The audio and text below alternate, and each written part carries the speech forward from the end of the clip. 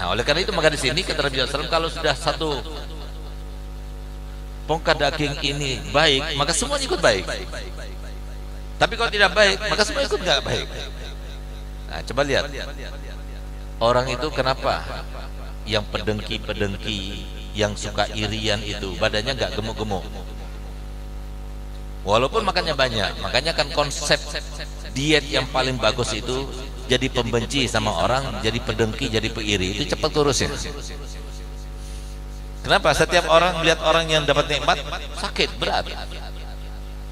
Setiap melihat orang yang kita iri itu dalam keadaan kenikmatan, maka kita nggak bisa tidur.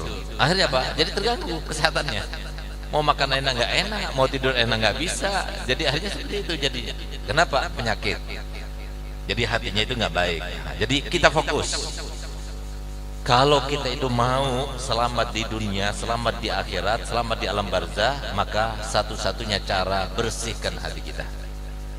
Bahkan banyak di antara kita yang mengabaikan bahwasanya misi dan visi daripada kehidupan kita di dunia ini adalah untuk membersihkan hati kita. Jadi hati kita ini, kata Imam Ghazali dalam kitab Ihya Ulumuddin, jadikan sebagai sebuah bahan penilaian.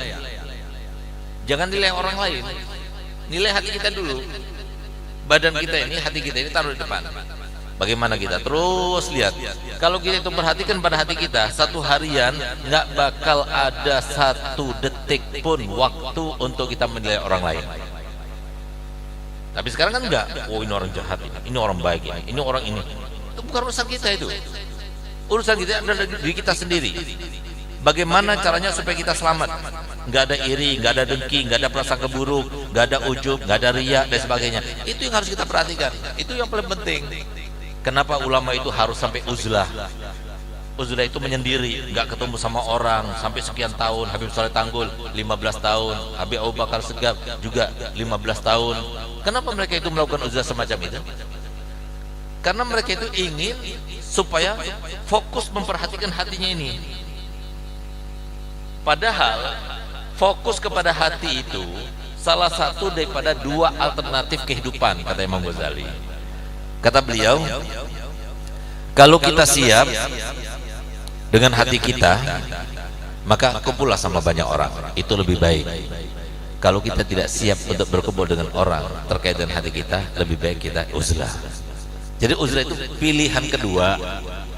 Kalau sekiranya kita marah-marah kalau ketemu orang, kalau sekiranya kita iri kalau melihat orang yang dapat nikmat, kalau sekiranya kita benci kepada orang yang berbuat zalim kepada kita, kalau sekiranya kita itu merasa sombong kepada orang yang di bawah kita status sosialnya, maka jangan keluar rumah, udah di rumah saja. Kayaknya banyak di antara kita yang harusnya uzlah di rumah-rumah. Ini sudah nggak uzlah, kumpul sama orang, ditambah lagi membebani diri dengan TikTok, Facebook dan sebagainya. Itu kan menambah pikiran kita. Apa yang kita lihat, yang kita simak, yang kita cermati di TikTok itu dari berbagai macam-macam, itu akan merubah mindset kita. Apalagi mindset kita itu kosong, nggak diisi oleh pedoman-pedomannya Nabi kita Muhammad daripada ilmu yang disebarkan oleh para ulama, tambah parah lagi. Oleh karenanya, sampai kapan kita semacam itu? Kalau mau bahagia hidup, perhatikan yang semacam ini. Ingat Nabi Allah Ta'ala dalam Al-Qur'annya tidak pernah menyebutkan orang yang selamat itu banyak sholatnya, orang yang selamat itu banyak puasanya, orang yang selamat itu adalah orang yang berbakti pada orang tua. Enggak pernah disebutkan. Tapi orang selamat itu yang disebutkan oleh Allah Ta'ala dalam Al-Quran, yauma la yanfa'u malun wala banun illa man atallaha biqalbin salim. Pada saat itu enggak ada yang selamat, walaupun banyak puasanya, walaupun banyak sholatnya, walaupun, mohon maaf, ibadah kita itu sama sekali tidak diperlukan oleh Allah Ta'ala. Ibadah kita, Allah enggak perlu. Allah mewajibkan kepada kita ibadah, tapi Allah nggak perlu kepada ibadah kita. Jangan kita punya pikiran kalau kita banyak ibadahnya berarti Allah bertambah kemuliaannya. Sama sekali tidak. Maksiat yang Allah larang dari kita itu akan, kalau kita lakukan apalagi secara beramai-ramai, itu akan mengurangi kemuliaan Allah Ta'ala. Sama sekali tidak. Oleh karena Allah Ta'ala mengatakan orang yang selamat nanti di hari kiamat itu bukan yang banyak sholat, bukan banyak puasa, tapi orang yang selamat itu nanti adalah orang yang bersih.